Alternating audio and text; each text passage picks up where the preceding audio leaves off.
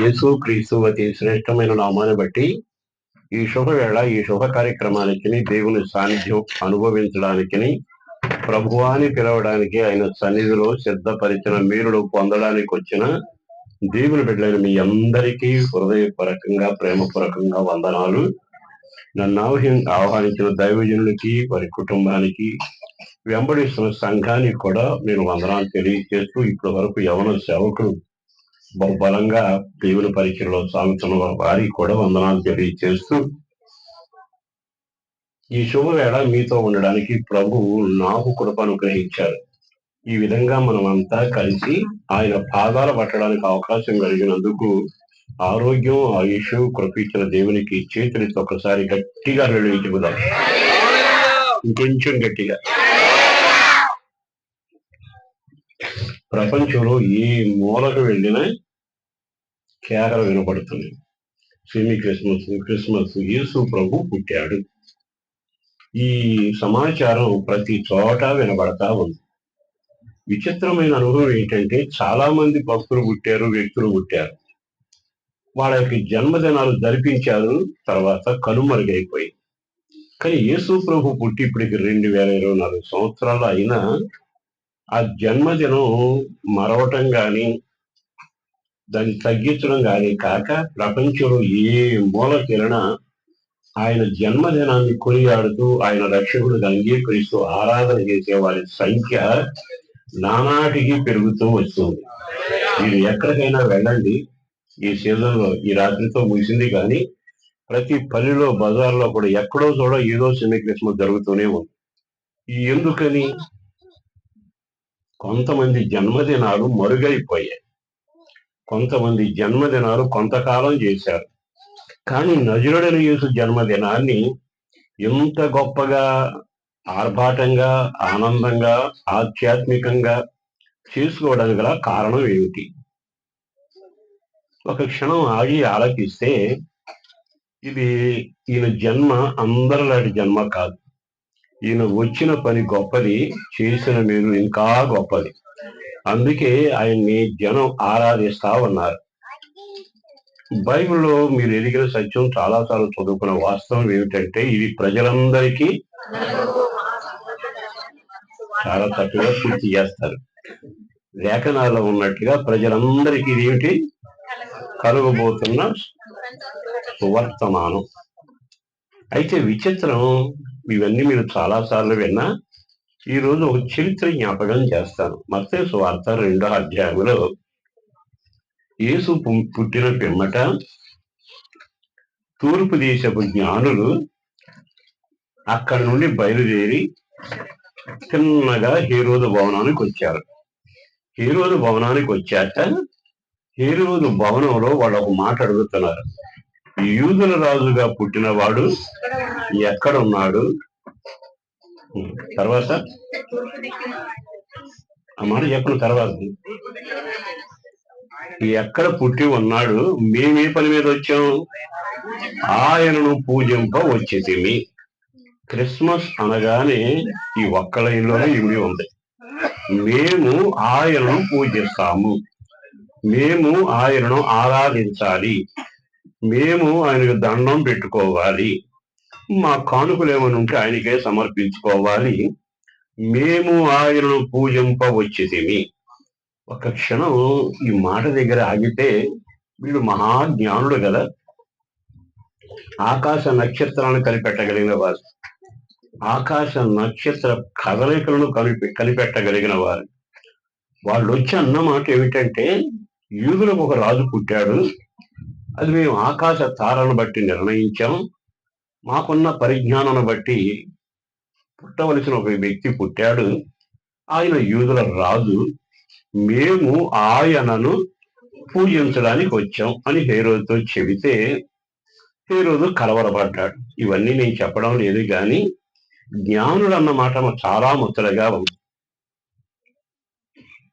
మేము ఆయనను పూజించడానికి వచ్చాం, ఆయన యూదుల రాజు, ఆ రాజునే మేము పూజ చేయాలి. ఇప్పుడు అప్పటికే దేశంలో చాలా మంది రాజులు ఏడుతున్నారుగా, వారు బయలుదేరుచిన ప్రాంతంలో కూడా పరిపాలన ఉందగా, ఆ ప్రాంతంలో కూడా రాజులు పరిపాలన చేస్తున్నారుగా. మరి ఈ జ్ఞానులు వాళ్ళున్న ప్రాంతంలో పరిపాలన చేసే ఆ రాజుల పరిపాలన నచ్చలేదా? ఒకవేళ ఆ పరిపాలన వాళ్ళకు అనుకూలంగా లేదా? ఈ రోజు బాగా గమనించాల్సింది ఏమిటంటే, అంతటి మహాజ్ఞానులే ఒక రాజును వెతుక్కుంటూ వెళ్ళారుగా. అంతటి మహాజ్ఞానులే ఆ రాజును పూజ చేయడానికి నిశ్చయించుకున్నారుగా. మరి మనం కూడా క్రైస్తవులు అడుగుపెట్టి చాలా సంవత్సరాలు అయి ఉంటుంది. కానీ మీ వ్యక్తిగత జీవితంలో ఏ రోజైనా మేము ఆయనను పూజింపవచ్చితిమి, మాకు ఆ రాజే కావాలి, ఆ రాజునే మేము పూజ చేస్తాం అనే ఒక చక్కటి నిర్ణయం మన జీవితంలో ఎప్పుడైనా జరిగిందా? కొన్ని మాటలు చెబుతాను వినండి. రాజులు పరిపాలన చేశారు. మీరు యెషయా గ్రంథం 26 అధ్యాయము 12వ వాక్యాన్ని 13 వాక్యాలు చదివితే అక్కడ ఒక చక్కని మాట రాయబడింది. అయ్యా, వేరే ప్రభులు మమ్మల్ని ఏలారయ్యా అనే మాట ఉంది. చూడగలరా? నీవు గాక వేరు ప్రభువులు మమ్ము నేలిరి, వేరు ప్రభువులు వేరే ప్రభువులు వేరే రాజులు మమ్మల్ని ఏలారు. అయ్యా, నీవు గాక వేరే ప్రభులు మమ్మల్ని ఏలారు అంటే పరిపాలన చేసిన ప్రభువులు చాలా మంది ఉన్నారుగా. ఆ ఉన్న వాళ్ళు కొంతమందిని మీ ఎదురు పెడతారు. ఆ రోజున రాజు గారికి ఆలోచన తట్టింది. అతగాడికి సలహాదారు చెప్పిన ఆలోచన మేరకు మంత్రసానులందరినీ పిలిపించాడు. వాళ్ళతో చెప్పిన మాట ఏమిటంటే, మన ప్రాంతంలో ఒక జాతి ఉన్నారు, మీరు తప్పనిసరిగా ఆ ఇంట్లో ఎక్కడైనా మగబిడ్డ పుడితే బ్రతకనివ్వబాకండి, ఆడపిల్ల పుడితే బ్రతకనివ్వండి అని శాసనం చేసి ఆ మంత్రస్వాములకి ఆశ చూపి ఏ మేలుడు చేస్తాడో వివరంగా చెప్పాడు. ఇంతకీ ఆ పరిపాలన ఏం జరిగింది అంటే, ఇశ్రాయేలుల జాతిలో ఉన్న మగ పిల్లలు బ్రతకూడదు. ఆ రోజుల్లో ఎంతమంది బలైపోయారండి. చివరికి ఒక బిడ్డను మాత్రం పెంచలేక దాచలేక కీలు పూసిన పెట్టిలో పెట్టి పెంచిన రోజులు కనబడతాయి. ఇతను కూడా ఏలాడుగా రాజుగా. ఇతను ఏలికి ఏమైందో తెలుసా? పసిపిల్లలను బ్రతకనివ్వకుండా ఏలాడు. ఇతను ఏలాడు, కానీ ప్రాణాలతో చెలగాటమాడుతూ ఏలాడు. ఇప్పుడు ఈ పరిపాలనంతా గమనించారు వాళ్ళు. గమనించి అంటారు, అయ్యా, వేరే ప్రభులు ఏలారయ్యా, వాళ్ళు ఏలితే ఎలా ఉందో చెప్పనా? పసిపిల్లలు బతకడానికి అవకాశం లేదు, వంశం అభివృద్ధి పొందడానికి అవకాశం లేదు. ఇంకా చెప్పాలి అంటే దినదినాభివృద్ధి చెందే అభివృద్ధి ఉండకూడదు. మా వంశాన్ని నాశనం చేయటానికి అతగాడు మమ్మల్ని ఏలాడు, వేరే ప్రభులు మమ్మల్ని ఏలారు అంటే ఆ రోజుల్లో ఆ ప్రభువుల యొక్క పరిపాలన వాళ్ళకి ఎంత బాధ కలిగించుంటది, ఎంత విసుగు పుట్టించుంటది. అంటే అట్లాంటి పరిపాలన నడుగుతున్న వ్యక్తులు ఆరాటపడేది ఏమిటంటే, మమ్మల్ని, మా వంశాన్ని, మా పిల్లల్ని క్షేమంగా అన్ని విషయాల్లో వృద్ధి పొందేటట్టుగా ఏలగలిగిన వాడు మాకు కావాలి. చేతులెత్తి హల్లెలూయా అందమా. రెండో వ్యక్తి చెబుతాను. మీరు క్రొత్త నిబంధనలో చదివితే అతడు చాలా నీతిమంతుడు. ఎంతటి నీతిమంతుడు అంటే, ఊరికి బయట ఉంటాడు, మిడతలు తింటాడు, తేనెని ఆరగిస్తాడు, తోలు దట్టి ధరిస్తాడు, ఆ ఊరు వెలపటుండి మారు మనసు ప్రకటనలు చేస్తాడు. ఓ రకంగా అతనే కాదు, అలాంటి సేవకులు చాలా మంది ఆ రోజుల్లో దేవుని చేత లేపబడ్డారు. చిత్రం ఏంటంటే, ఓ రోజున రాజు నిలదీసి చెప్పాడు, నువ్వు చేస్తున్నది తప్పయ్యా అని. ఆ తర్వాత జరిగిన చరిత్ర ఏమిటయ్యా అంటే, రాజు అసలు గద్దింపుకు లోబడ్డాడు, కానీ సరైన దిద్దుబాటు రాలేకపోయాడు. అతడు అన్నాడు, నీవు అక్రమ సంబంధంలో ఉన్నావని. రోజులు దొర్లాయి. రాజుగారి పుట్టినరోజు వచ్చింది. ఒక పిల్ల డాన్స్ చేసింది. ఆ పిల్లను అడిగాడు ఏం కావాలని. పిల్ల చిన్నగా తల్లి దగ్గరికి వెళ్ళింది. తల్లి చెప్పింది కదా, వెండి బంగారాలు రాజ్యాలు రమణలు మనకు అనకక్కరడా, ఆ చెరసాల్లో ఉన్న సేవకుడు తల కావాలని అడిగి వెంటనే ఆ తలను అట్లా నరికి పళ్ళులో పెట్టి తీసుకొచ్చారు. ఆ రాజు కూడా పరిపాలన చేస్తున్నాడుగా. మాట్లాడరే, ఈ పరిపాలకుడు ఎవరో తెలుసా? నీతిమంతులను బతకనివ్వని రాజు, నీతిమంతులను నిలవనివ్వని రాజు, మరి ఆ రోజున ప్రజలందరూ అయ్యో ఇంత నీతిమంతుడు ఈ విధంగా చంపబడ్డాడే, ఒక క్షణం ఆగితే ఆ ప్రభువుని గాని ఆ ప్రభుత్వాలని గాని ఇష్టపడతారా? మీరు ఇష్టపడతారా? అంటే ఇప్పుడు వేరే ప్రభులు ఎలతా ఉన్నారు. ఈ ప్రభుత్వంలో నీతి లేదు, నిజాయితీగా బ్రతికినా సుఖం లేదు, యథార్థంగా ఉండనివ్వరు. తలలు ఛేదించి అతడు తమ పరిపాలనలో ఒక నీతిమంతుని రక్తాన్ని ఒలిగిస్తూ వచ్చాడు. ఇప్పుడు వీళ్ళు అంటారు కదా, అయ్యా మమ్మల్ని ఏలగలిగిన రాజు మాకు కావాలి. చాలా మంది ఏలారు, ఇతడేమో నీతిమంతులను చంపాడు, ఒక భక్తులుగా బ్రతకనివ్వలేదు, బట్ట కట్టనివ్వలేదు, భక్తి చెయ్యనివ్వలేదు. అంటే ఆ దేశ పరిపాలన వ్యవస్థ ఏమిటంటే వేలెత్తి ఎక్కిరించకూడదు, ఎవరిని ఇది తప్పు అనకూడదు. తప్పు అన్నారా ప్రాణాలు తీస్తూనే ఉన్నారు. మరి ఈ రోజున ఇలాంటి ప్రభుత్వాల మధ్య నలిగిపోయారుగా వాళ్ళు. ఇంకో రాజును కూడా జ్ఞాపకం చేస్తా. అతనెవరో తెలుసా? మీరు ఎరిగిన సత్యం. ఓ రోజున తన కోట మీద నిలబడి చూస్తే తన కోటను ఆనుకుని ఒక ద్రాక్ష తోట కనబడింది. భటులు పిలిపించి అతను పిలిపించారు ఆసాని. ఈ తోట నాకు ఇస్తే కూరాకు వేసుకుంటాను, మీకు కొత్త స్థలం ఎక్కడైనా కొనిస్తాను అన్నాడు. అతడు అన్నాడు, అయ్యా ఇది నేను కష్టపడింది కాదు, మా పితరుడు సంపాదించిన సంపాద్యం, ఇది నేను మీకు ఇవ్వలేను అన్నాడు. అలిగాడు, చేయలేక చేతగాక మంచాన్ని ఎక్కితే భార్య వచ్చింది. అతను చూసి భయంకరంగా మాట్లాడి 5 నిమిషాలు నేను ఆ పని చేస్తానని వెళ్ళి పనికి మాలలో పోగు చేసుకుని వచ్చి సాక్ష్యంగా నిలబెట్టి అతన్ని ఆ పొలం ఆసామిని తీసుకొచ్చి నిలబెట్టి ఏమని చెప్పారో తెలుసా? ఇతడు దేవుణ్ణి తిట్టాడు, రాజుని తిట్టాడు, ప్రభుత్వాన్ని వ్యతిరేకిస్తున్నాడని చెప్పి అన్యాయమైన నేరాలు మోపి రాళ్లతో కొడితే అతడు రక్తపు మడుగులో చనిపోయాడు. ఇతడు కూడా పరిపాలన చేస్తున్నాడుగా. ఇతని పరిపాలన ఏముందో తెలుసా? ఆస్తికి భద్రత లేదు, నెమ్మది లేదు, చివరికి అలాంటి తన బ్రతుకు తాను బ్రతుకుతున్నా బ్రతకనివ్వటం లేదు. రాళ్లతో కొడితే రక్తపు మడుగులో చనిపోయాడుగా. నాబోతు ద్రాక్ష తోటల గురించి మీరు చాలాసార్లు విన్నారుగా. ఇప్పుడు అట్లాంటి రాజు మిమ్మల్ని ఏలుతూ ఉంటే మీరు ఇష్టపడతారా? మాట్లాడరే. ఎందుకు ఇష్టపడరంటే తోట మనది, మన కష్టం మనం తింటున్నాం, మన బాధలు మనం పడుతున్నాం. ఒకరి జోలికి పోట్ల, ఒకరి ఆస్తి ఆక్రమించట్ల.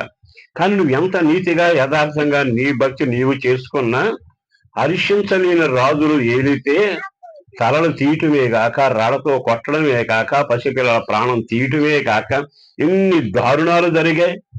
ఇప్పుడు వీళ్ళంతా ఈ పరిపాలన కావాలి అనుకోగలరా? ఈ పరిపాలన మేము ఉండాలని ఏ వ్యక్తి అయినా కోరుకుంటాడా?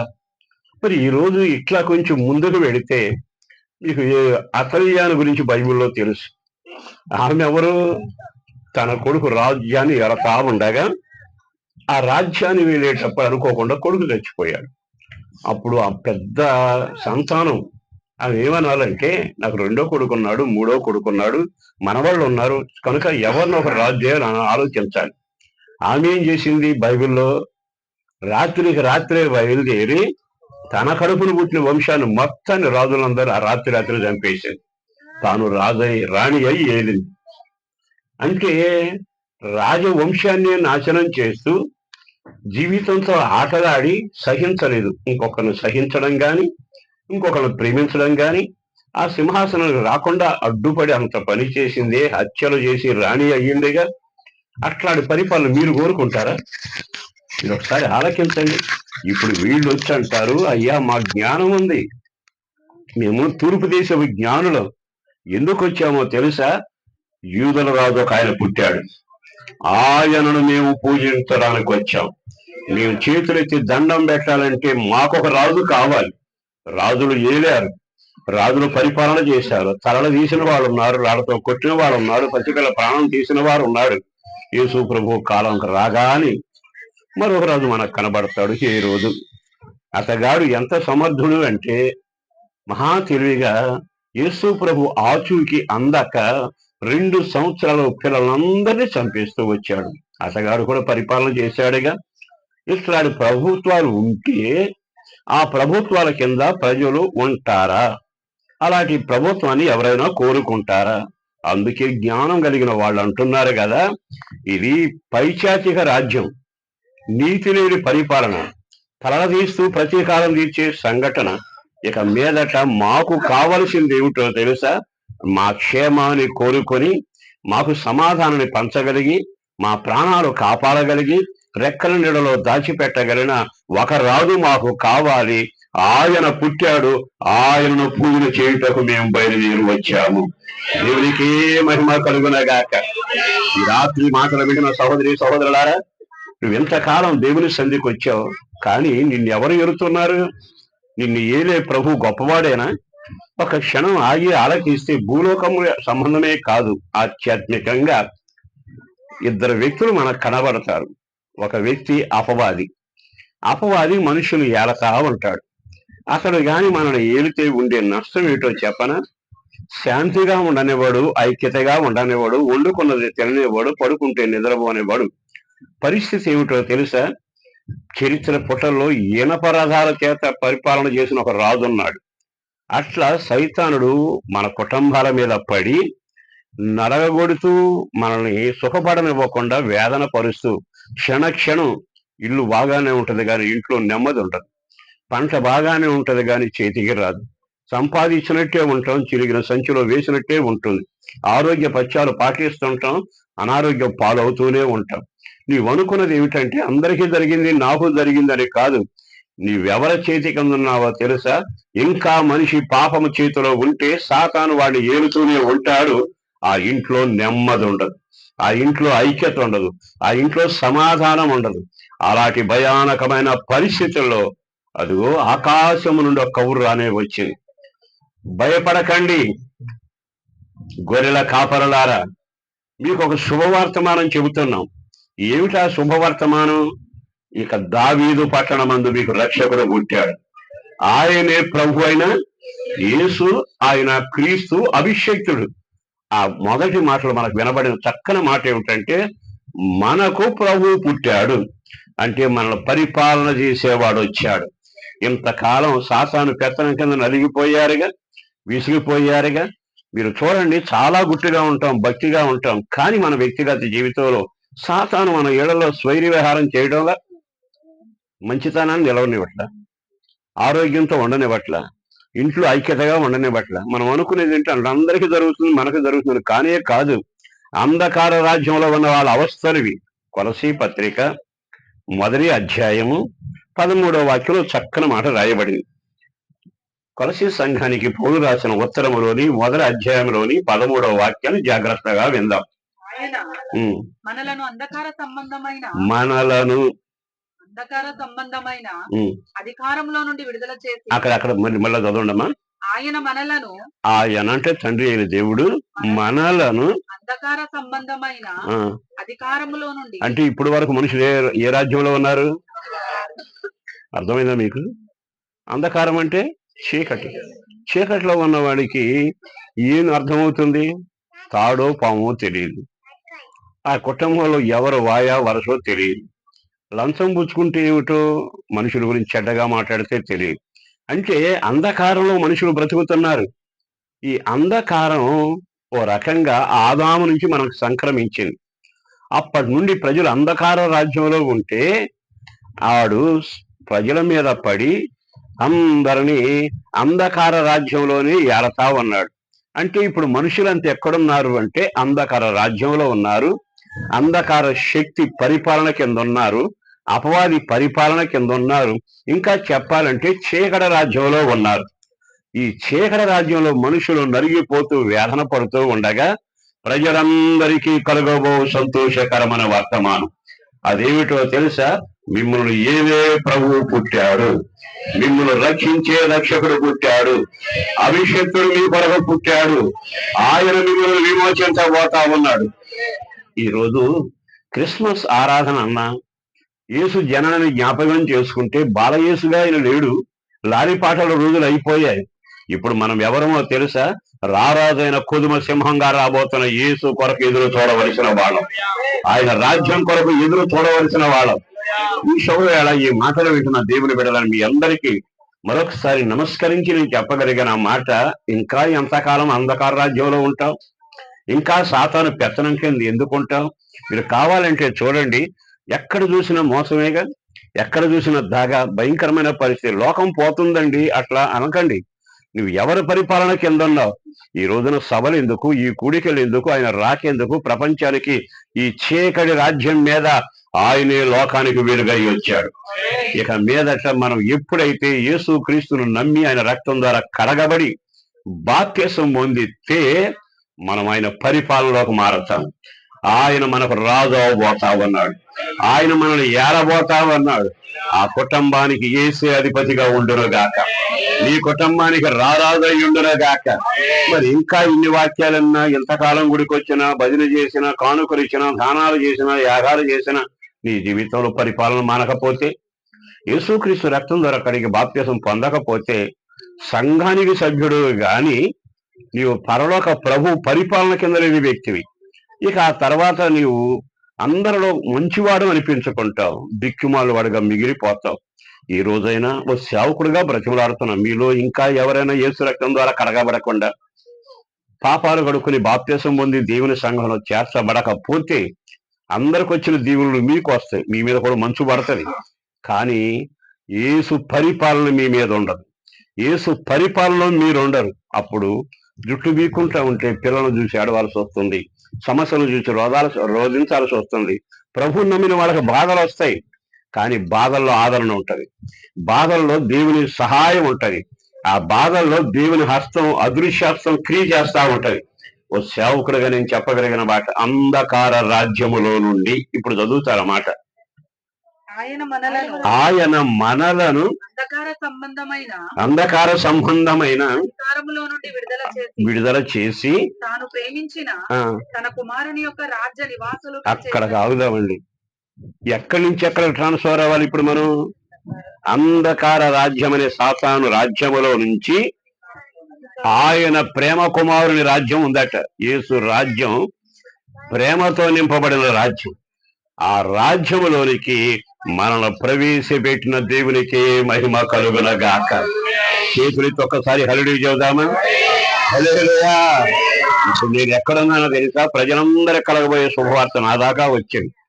ఆనాడు పాపభూమిలో ఉండగా ప్రభు నన్ను కనికరించి స్వస్థపరిచి విడుదల చేసి ఆయన కుమారుల రాజ్యంలో చేర్చాడు.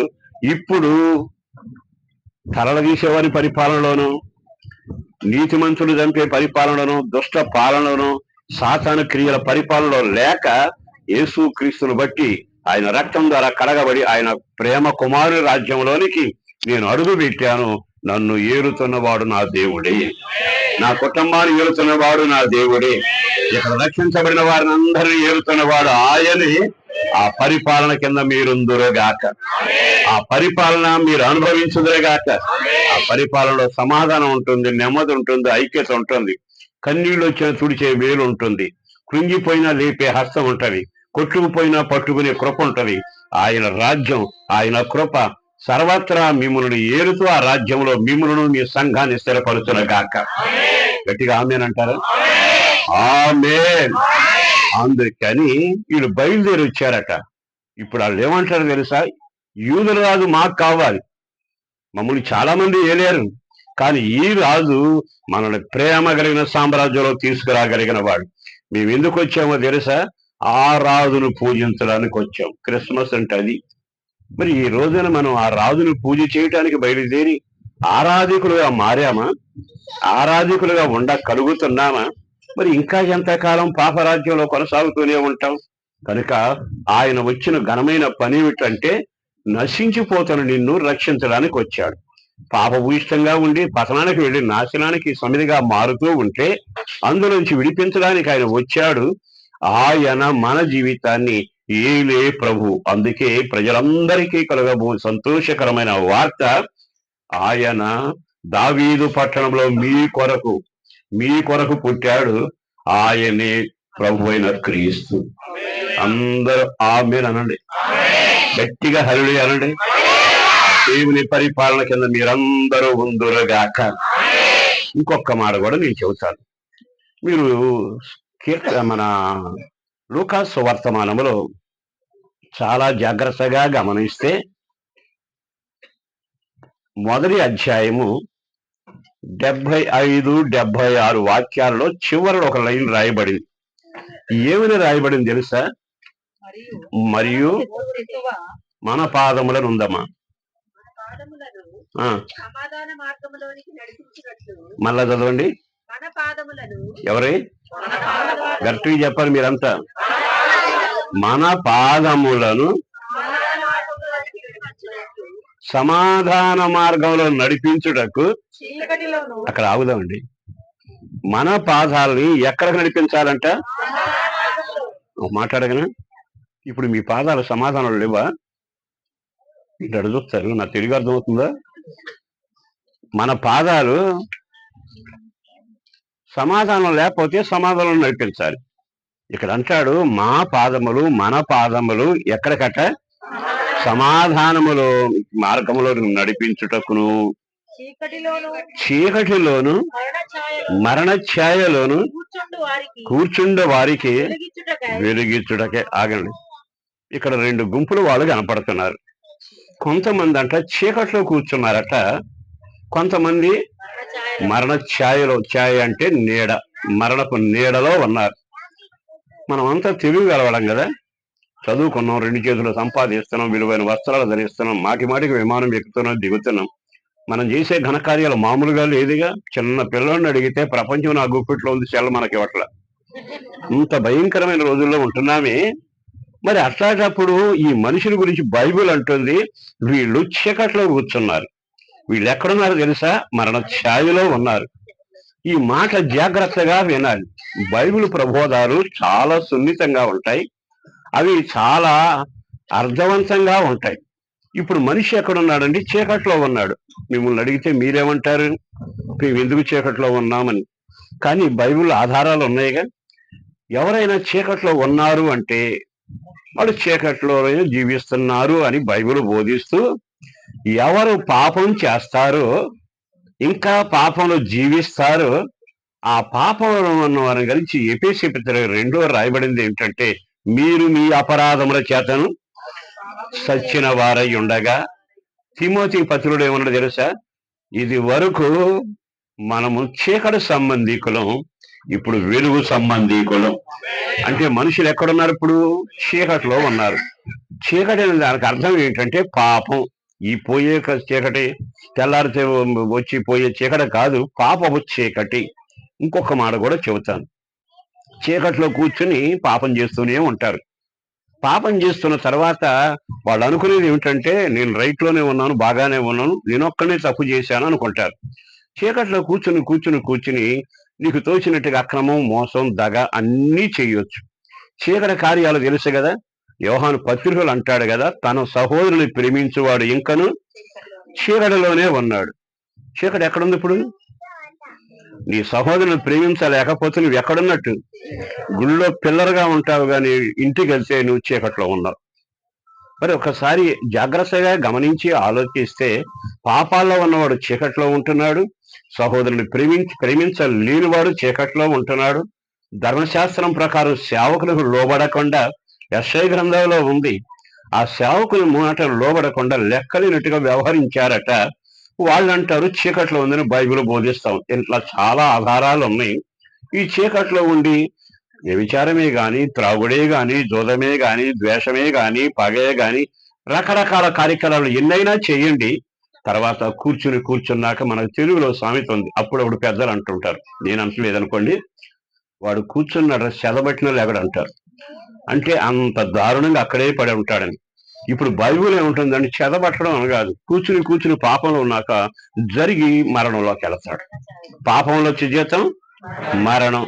మరి ఇప్పుడు మన వ్యక్తిగత జీవితం ఆలోచిస్తే మనం ఎక్కడ కూర్చున్నాం? మాట్లాడరే. ఇంకా యేసు రక్తం ద్వారా కడగబడకపోతే చీకట్లో ఉన్నావు. ఇంకా చెప్పాలి అంటే చీకట్లో ఆరితేరి మనకు సర్వీసు పెరుగుద్దిగా ఉద్యోగంలో. ఆ రకంగా పాపాలు ముదిరి తర్వాత కూర్చున్న వారికి అక్కడ చక్కటి సింహాసనం, దాని పేరు మరణం, మరణ ఛాయ. అక్కడికి వెళితే అగ్ని ఆరదు, పురుగు. అయితే దేవుడు ఒక సంతోషకరమైన వార్త నీకు నాకు వినిపించాడు. అదేమిటో తెలుసా? ఆయన అరుణోదయ దర్శనం అనుగ్రహించి ఆ యేసును పంపి మన మార్గాలను, మన పాదాలను ఇప్పుడు సమాధానకరమైన మార్గంలో నడిపించాలని కోరుకున్నాడు. ఈ మాటలు వింటున్న దేవుని బిడ్డలారా, మరొకసారి యేసు ప్రభు జన్మాని గాని జ్ఞాపకం చేసుకున్నప్పుడల్లా ఏదో మేము కూడా క్రిస్మస్ జరిపించాం, బాగానే జరిగింది అని అనుకోవడానికి కాదు. నీ పాదాలు మార్పు చెందాలి. ఇంతకాలం అంధకారంలో ఉన్న, చీకటిలో ఉన్న, దేవునికి విరోధంగా నడిచిన, నీ ఇష్టానుసారంగా నీ పాదాలు పరిగెత్తిన, ఇక మీదట ఆ పాదాలు సమాధానకరమైన వెలుగు మార్గములో ఉండునుగాక. ఆ కార్యం చేయుటకై యేసు ఈ లోకానికి అరుణోదయ దర్శనముగా అనుగ్రహించబడ్డాడు. దేవునికే మహిమ కలుగునగాక. మరి ఈ రోజున నీ చీకట్లో లేను అంటున్నావు, నేను మరణపఛాయలో లేవు అనుకుంటున్నావు. కానీ నీకు తెలియంది ఏమిటంటే, గుడ్డోడికి చంద్రుడు తెలియదు, గుడ్డోడికి గులాబీ పువ్వు తెలియదు, గుడ్డితనంలో వారికి అన్నం తెలియదు, కూర తెలియదు. కారణం ఏంటంటే, భక్తులు అనుకున్నాం అంధకార సంబంధమైన ఆ యుగ సంబంధమైన దేవత ద్వారా మన మనోనేత్రాలు ముగించబడి చివరికి మూత వేయబడితే నెమ్మది లేకుండా పోతుంది. మరి ఈ రోజున మన పాదాలు ఎక్కడ పరిగెత్తుతున్నాయి? ఒక మాట చెబుతాను, మీరు జాగ్రత్తగా వినండి. బైబిల్ లేఖనంలో మీరు బాగా ఎరిగిన సత్యాలు చెబుతాను. రోజు వచ్చి దేవుడు మాట్లాడుతున్నాడు, దేవుని స్వరం వింటా ఉన్నాడు. కానీ విచిత్రం ఏంటంటే, ఒక రోజున ఆ రాజుగారు ఇంత సొమ్ము తెచ్చిచ్చి ఆ ప్రజల్ని శపించమంటే మన భక్తుడు ఒక ఆయన గాడిద గంతలు కట్టుకుని బయలుదేరి వెళ్ళాడు. దాని పేరు బిలాము మార్గం. చెప్పండి, ఏ మార్గం? బైబిల్లో కయ్యూను మార్గం ఉందిగా, మాట్లాడరే. కయ్యూను వెళ్ళిన మార్గం ఉంది, బిలాము వెళ్ళిన మార్గం ఉంది, ఓ రకంగా కోరహు కుమారుడు వెళ్ళిన మార్గం ఉంది, ఇస్కరియోతు యోధా వెళ్ళిన మార్గం ఉంది. వీళ్ళు పాదాలు ఎక్కడ పరిగెత్తాయి? నా వైపు చూడండి. ఈ పాదాలు ఎక్కడికి పరిగెత్తాయి? మాట్లాడరే. అయ్యో ఇంకున్నారా? వారి పాదాలు ఎక్కడ పరిగెత్తే? ధనాశను కోరుకుని పరిగెత్తు దేవుడిని అడిగితే దేవుడు బంగారం ఇవ్వడు, వెండి ఇవ్వడు, ఇల్లు ఇవ్వడు, పొలం ఇవ్వడు, సచ్చేవాడికి ఆయుష్ కూడా ఇస్తున్నాడు ఆయన. మరి అట్లాంటప్పుడు నీ పాదాలు దాని వెనకబడిపోతే వినవలసిందేమో వెలుగు మార్గంలో, చేసేదేమో ఆరాధన, నమ్మిందేమో దేవుణ్ణి, ప్రకటించేదేమో యేసుని. కానీ నీ పాదాలు ఎక్కడ నడుస్తున్నాయి? బిలాములాగా వెళ్ళాడండి, అడుగులు తడబడుతూ వెళ్ళాడు, ఆశ్చర్యంగా పరిగెత్తాడు, ఇంకా లేటుగా వెళ్తుందని దాన్ని బాధ తెచ్చాడు. ఎంత చేశాక జరిగింది ఏమిటో తెలుసా? మనుషులు మాట్లాడటం ఆగిపోయింది, గాడిదలు మాట్లాడటం మొదలెట్టింది. మీరు కయ్యూని దగ్గరికి వెళ్ళండి. కయ్యూను తమ్ముని చంపేశాడు, నరహంచుకుడైపోయి దేశ దెమ్మరిలాగా తిరిగాడు. బైబిల్లో ఉందగా, దేశ దెమ్మరి అంటే ఈ రోజు ఎక్కడ ఉంటాడు, రేపు అక్కడ ఉంటాడు. ఈ రోజు ఈ పనిలో ఉంటాడు, రేపు ఆ పనిలో ఉంటాడు. ఇక్కడ పరిశుద్ధులతో ఉంటాడు, తర్వాత అక్కడ ఉంటాడు. ఇక్కడ లోకానుసార ఆచారంలో ఉంటాడు, అక్కడ దైవ చిత్తాన్ని పలకరించినట్టు ఉంటాడు. అంటే కయ్యూని పాదాలు నిఖరం లేకుండా దేశ దెమ్మరిగా తిరుగుతున్నాయి. కయ్యూని పాదాలు అయిపోయి బిలాం పాదాలకు వచ్చిన ఆ తర్వాత మనం లేఖనాల్లో దేవుని సేవకునికి విరోధంగా లేచిన కొంతమంది కోరాహు ముఠా ఉందిగా, వాళ్ళ పాదాలు నాశనం దగ్గరకు నడిచి వెళుతూ వచ్చాయి. నీకు ఇంకా తేలిగ్గా చెప్పాలంటే ఒక మాట చెప్పనా? యేసు దగ్గర ఉన్న శిష్యుడు ఒక అతను ఉన్నాడు, మీలో చాలా మందికి తెలుసు. ఆయన దేవుడు అతిగా ప్రేమించి సంచి ఇచ్చాడు, అపొస్తలుగా ఉండటానికి అర్హత ఇచ్చాడు, తన బాధ్యత అంతా అతనికే అప్పగించాడు. కానీ కొంతకాలం అయ్యాక చిన్నగా అతని పాదాలు యేసుతో నడవల. యేసు ప్రభు ప్రార్థనకు వెళ్ళేటప్పుడు ముగ్గురు తీసుకెళ్ళి వెడతాడు, తెలుసుగా మీకు? మాట్లాడరే. తెలుసుగా, ఇస్కరియోతు యోధాని గురువారం తీసుకెళ్ళిన ఎక్కడ బైబిల్లో ఉందా? మాట్లాడరే. ఇస్కరియోతు యేసుతో ప్రార్థనకు వెళ్ళాలని వచ్చిన ఎక్కడని చూశారా? మనవాడికి నరకట్టు ఉండదు. తినేది దేవుడి సొమ్మే, తగిలించుకునేది ఆయన సంచే, పాడేదేమో ఆయన పాటే, ఆయన సొత్తుగానే ఉంటాడు. ప్రధాన యాజకునింటికి పాదాలు ఎడతాయి.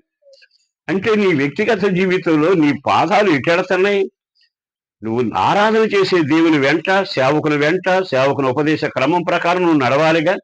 కానీ ఇప్పుడు ఎక్కడికి వెళుతున్నాయి అంటే, పాదాలు పరిగెత్తుగానే వెళ్ళి ప్రధాన యాజకులతో మొత్తం మీద బేరం కుదుర్చుకున్నాడు. అవన్నీ నేను వివరంగా చెప్పనక్కరడా. తర్వాత నేను అప్పగిస్తాను రండి అన్నాడు. ఇది చూడండి నా వైపు. యేసు ప్రభు శిష్యులతో అక్కడ ప్రార్థన చేస్తావన్నాడు. శిష్యులంతా ఆయనతో ఉన్నారు, మిగిలిన వాళ్ళంతా. ఇప్పుడు ఇస్కరియోతు ఈయన తీసుకుని యేసు ప్రభు వెనకెళ్తున్నాడా, ఎదురెళ్తున్నాడా? మళ్ళా చెబుతాను. ఆ గుంపు వాళ్ళంతా అక్కడ ప్రార్థన చేస్తున్నారండి. సంచి తగిలించుకుని వెళ్ళి ఇక్కడ ప్రధాన యాజకుల దగ్గరికి వెళ్ళాడు. రాను వారు వచ్చారు, వీళ్ళని వెంట పెట్టుకుని వెళతా ఉన్నాడు. అక్కడ యేసు అన్నాడు, యేసు వెనక 11 మంది ఉన్నారు. ఇప్పుడు ఇస్కరియోతు యోధ ఆయన వెనక్గా నడిచినట్ట, వెంబడించినట్ట, ఎదురు నడిచినట్ట? మీకు అర్థమైపోయిందిగా. కారణం ఏంటి? నేరుగా వెళ్ళి ముద్దు పెట్టేసుకున్నాడు. ఈ పాదాలు ఎక్కడికి వెళుతున్నాయి? నిన్ను సృష్టించిన వారి పాదాలు ఎక్కడికి వెళుతున్నాయి? యేసు రక్తం విలువైందని, ఆ రక్తం ద్వారా కడగబడ్డాక ఇస్కరియోతు యోధ చేతగానబడో భక్తిహీనుడని మనం చెప్పుకోవడం కాదు. మన వ్యక్తిగత జీవిత అనుభవాల్లో మన పాదాలు ఇటు నడుస్తున్నాయి. యేసు ప్రభు అంత ప్రేమ చూపితే యేసు ప్రభుని దొంగ ముద్దు పెట్టుకోవడానికి ఆయనకి వ్యతిరేకంగా ఎదురుగా నువ్వు నడవడం అంటే మామూలు విషయమా? సంఘానికి దండం పెడి చెబుతున్నా, మీరు కాబట్టి వాళ్ళగా వివరంగా చెబుతున్నా, జాగ్రత్త. మనల్ని పిలిచిన వాని వెనకే మన పాదాలు గాక, మన కొరకు రక్తం కాల్చిన వాని వెనకే మన పాదాలు నడుచుగాక, మనం ఆరాధన చేయవలసిన కృప చూపే దేవుని వెనకే పేతురు పత్రికలో రాసినట్లుగా ఆయన అడుగుజాడల్లో మనం నడిచి వెళ్ళదము గాక. కానీ ఇప్పుడు ఏమయ్యాయి? నెమ్మదిగా ఇస్కరియోతు పాదాలు అనుకూలంగా లేవు, వ్యతిరేకంగా నడవడం మొదలుపెట్టాయి. ఆ చరిత్ర నేను చెప్పక్కర్ల. తర్వాత ఏమైంది? సంపాదించాడు. పాపం ఏం సంపాదించావయ్యా అంటే, సచ్చినులకి భూ సమాధులు దొడ్డి సంపాదించా, నాకేం ఊరితాడు తెచ్చుకున్నా. జీవితం ఎంత దారుణమైంది. ఎందుకో పరిశుద్ధాత్మ దేవుడు బహుతేటగా మాట్లాడుతున్న ఈ వేళ ఆత్మకార్యాలు సంఘంలో జరగబోతావని.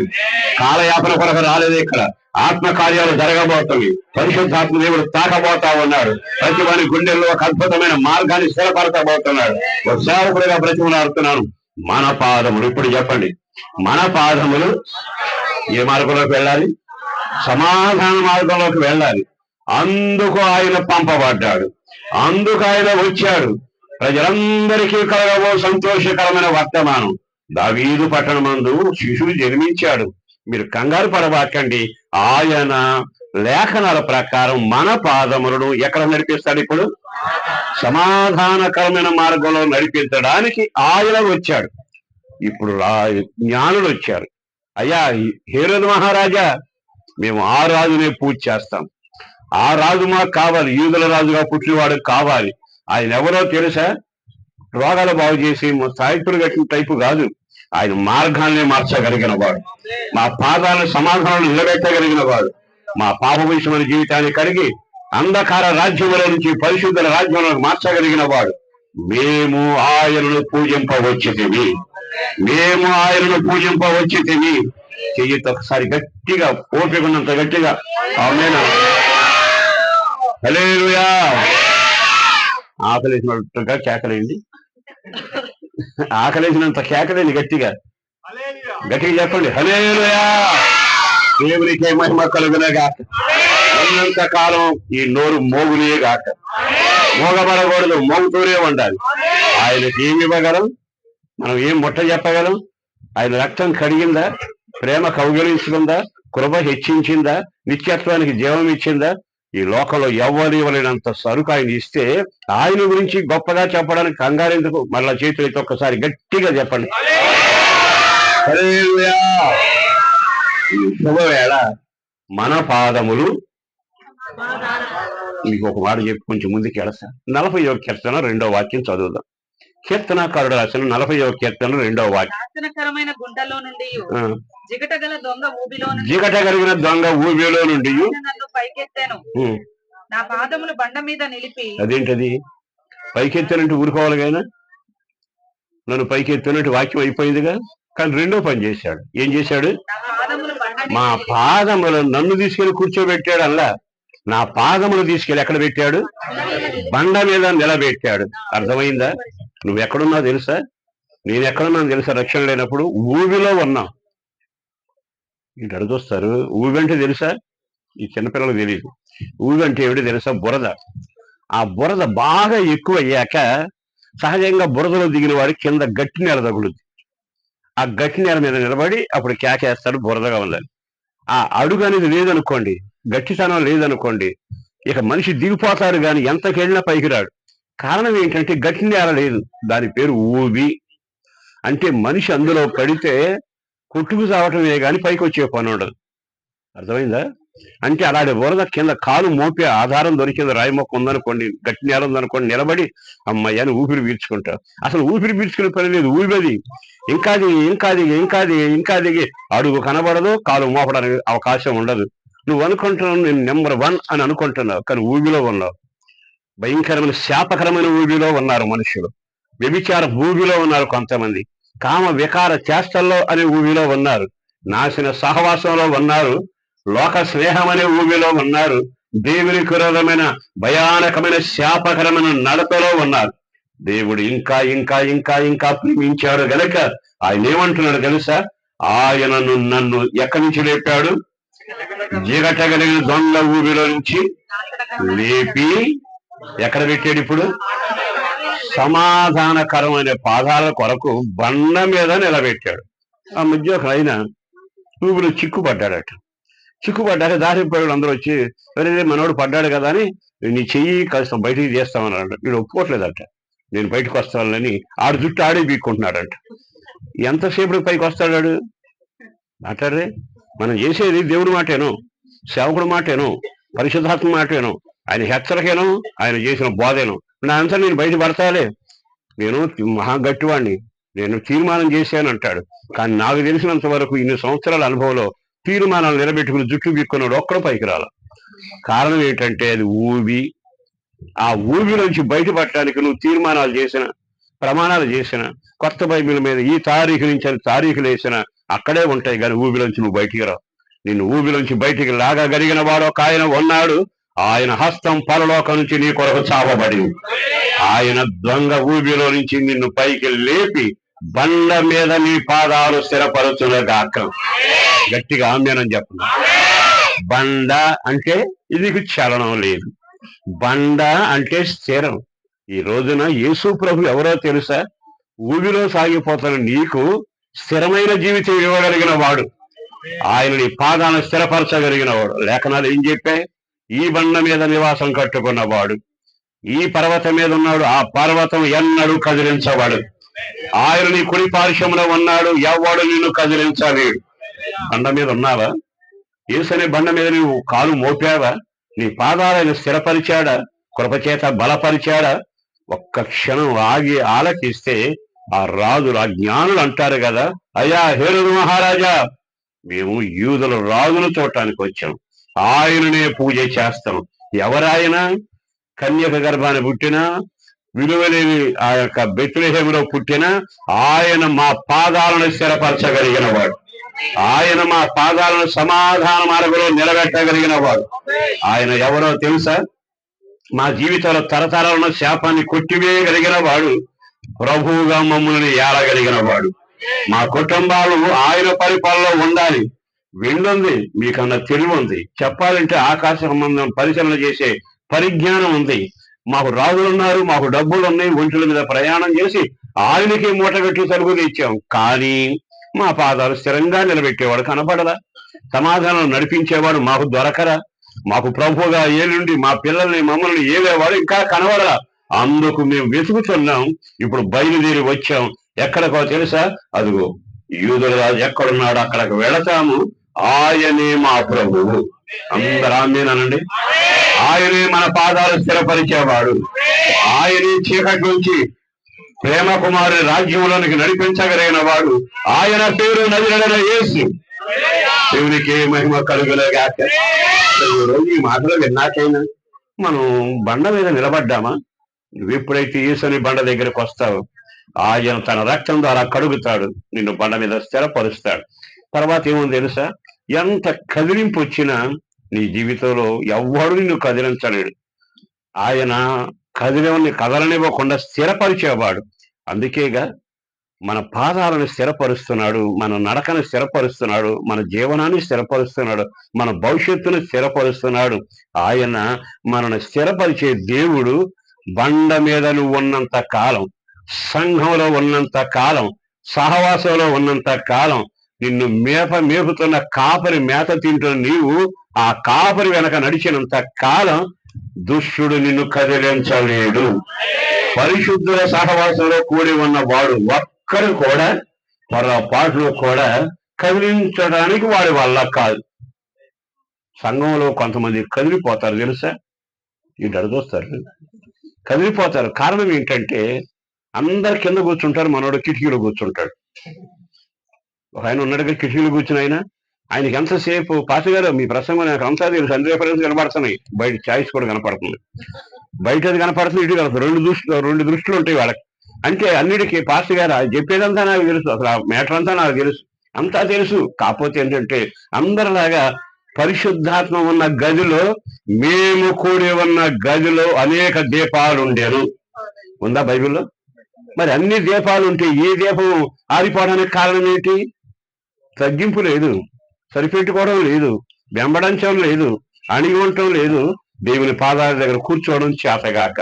మొత్తం మీద అది కూడా దీపమే, కానీ ఆరిన దీపం తర్వాత ఏమైందంటే అక్కడ ఆరిపోయింది. కిటికీలో ఎవరు కనపడింది? పడకుండా ఎవ్వరు వినకుండా పడ్డాడు, పడి చచ్చిపోయాడు. దేవుని మహాకృపను బట్టి పౌలు మరలా బ్రతికించాడు అనుకోండి. నేననేది సంఘంలో నువ్వు కదలని వ్యక్తిలాగా ఉండాలి. శ్రమలు వస్తాయి, ఇరుకులు వస్తాయి, నిందలు వస్తాయి. నేను నా అనుభవంలో కొన్ని వేల మందిని చూశాను. నా మీద ఒక ఆయన భయంకరంగా మహాప్రేమ కలిగిన వాడు, సేవను బాగా ప్రోత్సహించిన వాడే. ఆ తర్వాత అతని ఆలోచన, అతని పెత్తనం నేను సాగనివ్వాల, వాక్యం ఉన్నదన్నట్టుగా చెబుతూ వచ్చాను. పాస్టర్ గారికి నేను మేలు చేద్దామని నన్ను అర్థం చేసుకోవట్లే అన్నాడు. ఇదొక డైలాగ్. అంటే ఆయన వేసే ప్రణాళిక నాకు అర్థం కాల. తర్వాత మొత్తం నెమ్మదిగా సన్నిధికి దూరం అయ్యాడు. నేను చెప్పాను, 10 సార్లు చెప్పాను, సన్నిధి దూరం చేసుకోబాకండి. మనుషుల మీద కోపం ఎంతసేపు ఉండదు? మీ ఇంట్లో భార్య మీద కోపం వస్తే, భార్యకు భర్త మీద కోపం వస్తుంది. మీలో ఎవరన్నా ఇల్లు వదిలిపెట్టి వెళ్ళిపోయి ఒక 40 ఏళ్ళు వేరే ఉన్నవాడు చేయొచ్చండి. కోపం రాగానే ఇల్లు వదిలిపెడతానా? మరి సంఘంలో నువ్వు ఎందుకుంటున్నావు అని అంటే ఏమన్నాడు తెలుసా? మీకు తెలియదులేండి, అస్సలు నేను బయటికి వెళ్ళాలి కానీ జనం ఏ లెవెల్లో చూస్తారు, ఓహో లెవెల్ కావాలి కాబోరనుకో. మొత్తం మీద నన్ను వదిలి వెళ్ళాడండి. 7 సంవత్సరాలు దేశం అంతా తిరిగాడు. వెళ్ళిన చోటల్లో ఎక్కడి నుంచి వచ్చారండి, కూర్చోండి అని పలకరించేవాళ్ళట. తర్వాత మర్యాదగా భోజనం పెట్టేవాడు. ప్రభు బల్లారాధనకు వచ్చేసరికి, మీరు దేవదాసు గారి సంఘం నుంచి వచ్చినట్టున్నారు కదా, మీరేమనుకోవద్దు కానీ తర్వాత మీరు ప్రభు బల్లారాధన మేము చెప్పి ప్రార్థన చేసి చెబుతాం. 7 సంవత్సరాలు తిరిగాడు, గుళ్ళని చూశాడు, గొటక్కను మింగేద్దామనుకున్నాడు. ప్రభు బల్లారాధన ఇవ్వాలి. మళ్ళా తిరిగి నా దగ్గరకు వచ్చి అంటాడు, నేనేదో తొందరపడ్డాను కానీ మీరు కాకుండా నాకు తండ్రి ఎవరండి అంటున్నాడు. మళ్ళీ మనోళ్ళకి ప్లేట్లు మార్చడం బాగా అలవాటు కదా. అప్పుడు నేనన్నాను, నువ్వు మనుషుల మీద కాదు దేవుడి మీద అడుగుతావు, జాగ్రత్త. కారణం ఏంటో తెలుసా? దేవుడు లేపినాక బండ మీద నీ పాదాలు ఉండాలి. నువ్వు బండ మీద లేవంటే కదులుతున్నావంటే బురదలో ఉన్నట్టే. నేను భక్తుడిని గట్టిగా చాటింపు వేసుకున్నా, నేను కదిలిపోతే బురదలో ఉన్నట్ట, బండ మీద ఉన్నట్ట? వీళ్ళు అడుగుతున్నారు. నాకు తిరిగి అర్థం అవట్లేదు మీకు. ఈ రోజైనా ఈ మాట విన్నాకైనా ఆయన మన పాదములు లేపి ఎక్కడ నిలబెట్టగలగాలి? బండైన యేసు మీద నిలబెట్టాలి, పరిశుద్ధత మీద నిలబెట్టాలి, పరిశుద్ధుల సహవాసం నిలబెట్టాలి. యేసు సహవాసంలో మనం సాగాలి, సంఘంలో నాటబడాలి. అందుకే మహారాజు పాట రాశాడుగా, ఏమన్నాడు? నేనైతే రథాలు ఉన్నాయి, గుర్రాలు ఉన్నాయి, తల మీద కిరీటం ఉంది అన్ని, కానీ నేను ఎవరినో తెలుసా? నా దేవుని మందిరంలో నాటబడిన ఒలివ. అదేంటది? రాజు కదా, కానీ కదలని స్థితి ఎక్కడుందో అతనికి అర్థమయ్యింది. అందుకే మందిరంలో ఒలివ మొక్కలాగా ఉంటాను అన్నాడు. ఈ రోజు ఈ మాటలు వింటున్న ప్రియ దేవుని బిడ్డలారా, ఒక సేవకుడిగా నేను మీకు చెప్పగలిగిన మాట, ఈ రాజు దగ్గరకు వచ్చిన వాళ్ళందరూ అంటున్నారు, మాకు ఆ రాజు కావాలి. ఆయన పేరు యూదుల రాజు. ఆయన ఎవరో తెలుసా? పాదాలను స్థిరపరిచి వెలుగులోకి నడిపించగలిగిన వాడు, నడకన మార్చగలిగిన వాడు, పరిస్థితులు తీర్చిదిద్దగలిగిన వాడు. ఆయన ఎవరో తెలుసా? మమ్మల్ని ఏవే ప్రభు, ఆ ప్రభు మాకు కావాలి. వేరే ప్రభులు చాలా మంది ఏవేరు, వాళ్ళ పరిపాలనలో దెబ్బలు తిన్నాం, అవమానపరచబడ్డాం. ఇక మీదట నన్ను, నా కుటుంబాన్ని నా యేసు ప్రభు ఏలుడుగాక. చెయ్యెత్తి మీరు ఆ మాట నోటితో చెప్పండి. నన్నును, నా కుటుంబమును, నా ప్రాణరక్షకుడని యేసు ప్రభు నన్ను, నా కుటుంబాన్ని ఏలుడుగాక. మనం ఏలుడుగాక, ఏలుడుగాక. ఒక క్షణం ఆగి ఆలకిద్దాం. క్రిస్మస్ ఇక్కడ నెరవేరుతా ఉంది. మరి ఈ రోజున మీ అందరూ ఆత్మీయంగా ఎదిగి దైవజనుడు సమక్షంలో ఎదుగుతున్నారు. ప్రభు కృప మీకు తోడై ఉండును గాక. మీరు మళ్ళా చెప్పగలిగిన మాట, మీ పాదాలు సమాధానకరమైన మార్గంలోకి మళ్లించబడ్డాయా? ఒక క్షణం ఆగితే బండ మీదకు నువ్వు వస్తే సమాధానకరమైన, వెలుగుకరమైన ఆయన అనుభవంలో నీవు నడిచిన వాడవవుతావు. నీ జీవితంలో ఒక నెమ్మది, క్షేమం, సంతోషం కలుగుతుంది. మరొక మాట కూడా చెబుతారు. ఆయన ఈ ఈ జ్ఞానులు వచ్చి ఆయనే మాకు కావాలంటున్నాడుగా. ఎందుకు కావాలట? కొరింథీ సంఘానికి పౌలు రాసిన 2వ పత్రిక 8వ అధ్యాయం 9వ వాక్యం. అపొస్తలుడైన పౌలు కొరింథీ సంఘానికి రాసిన 2వ పత్రిక 8వ అధ్యాయము 9వ వాక్యాన్ని చూద్దాం. మన ప్రభు అయిన యేసుక్రీస్తు కృపను ఎరుగుదురు కదా. మన ప్రభు అయిన యేసుక్రీస్తు వారి కృపను ఎరుగుదురు కదా. ఆయన ధనవంతుడై ఉండి మీరు తన దారిద్ర్యము వలన ధనవంతులు కావాలనని మీ నిమిత్తము దరిద్రుడాయను. యేసుక్రీస్తు మన కొరకు రిక్తుడిగా దాసుల స్వరూపం ధరించి చలవాల్చే స్థలం లేక, ప్రసవదినాలు వచ్చినప్పుడు ఎక్కడ ఆశ్రయం లేకపోతే కన్న తర్వాత ఆ బిడ్డని పశువుల తెట్టులో పడుకోబెట్టారు. ఇది విన్నాం కదా. ఇప్పుడు పౌలు అంటాడు కదా, ఆయన ధనవంతుడయ్యుండి, చెప్పండి ఏమయ్యుండి, మనల్ని ఏం చేయాలని, ధనవంతులుగా చెయ్యాలని. వాక్యం చదువు పూర్తిగా. మీరు తన దారిద్ర్యము వలన ధనవంతులు కావాలని. ఆయన ధనవంతుడై ఉన్నాడు, మనల్ని ధనవంతులు చెయ్యాలనుకున్నాడట. మరి చెయ్యాలన్నప్పుడు ఆయన ఏం చేశాడో తెలుసా? ఆకాశం మీద ఉండి ఈ కుటుంబాలన్నీ వెండితో నింపబడును గాక, ఇళ్ళన్ని బండుతో నింపబడును గాక అనలా, ఆయనే దిగొచ్చాడు. విన్నారు నా మాట? ఆయన కలుగును గాక అన్ని కలిగాయిగా. చీకటి వెలుగు వేరమంటే అయిందిగా. కానీ మీరు కొన్నిసార్లు మనుషుల దగ్గరకు వస్తే అక్కడ కలుగును గాక అనడు. నేనే వస్తాను, మీతో నడుస్తాను, నేనే వస్తాను, తుఫాను నడుస్తాను, నేనే వస్తాను. చివరికి అబ్రహాం ఇంటికి ఆయనే వచ్చాడుగా. నా దేవుడు ఎవరో తెలుసా? సృష్టికి శాసించగలిగిన వాడు గాని నిన్ను దీవించడానికి నీ దగ్గర నడిచొచ్చే దేవుడు ఆయన. నీ కుటుంబాల దగ్గరకు రాగలిగిన వాడు ఆయన. నీ మధ్యలో సంచరించగలిగిన వాడు ఆయన. ఒక్క క్షణం ఆ మాట విన్నాక నెమ్మదిగా ఆయన ఉన్నత స్థాయిని వదిలిపెట్టి మన కొరకు దరిద్రుడాయను. చెప్పండి ఆ మాట. మన కొరకు ఆమె ఈయన వెంట దరిద్రుడై మన దరిద్రతను తొలగించి ధనవంతులు చేయాలనుకున్నాడట. ఇప్పుడు బాగా ఆలకించండి. యేసు ప్రభు అనేక అద్భుతాలు చేశాడుగా. ఆయన చేతులతో నిన్ను దీవిస్తే ఉద్యోగం, ఆరోగ్యం, అమెరికా ప్రయాణం, అక్కడ వీసా కావాలన్నా నీకు ఏమేం కావాలన్నీ ఏర్పాట్లు అయిపోతాయిగా. కానీ నేను చెప్పేది వెండి బంగారాలు కాదు, పొల స్థలాలు కాదు. కానీ మనం అసలు ఎందుకు దరిద్రులమయ్యాం? ఆయన మన కొరకు వచ్చి మనల్ని ధనవంతులు చేస్తాను అంటున్నాడు. అంటే అప్పటి వరకు మనం ఎక్కడ ఉన్నట్టు అర్థమైందా? మేమెప్పుడు దరిద్రులం అండి, మాకు అన్నీ ఉన్నాయని మీరు అంటారు. కానీ బైబిల్ ఏమంటుంది తెలుసా? ఇతనికి దరిద్రత ఎప్పుడు వచ్చింది? నరుడికి.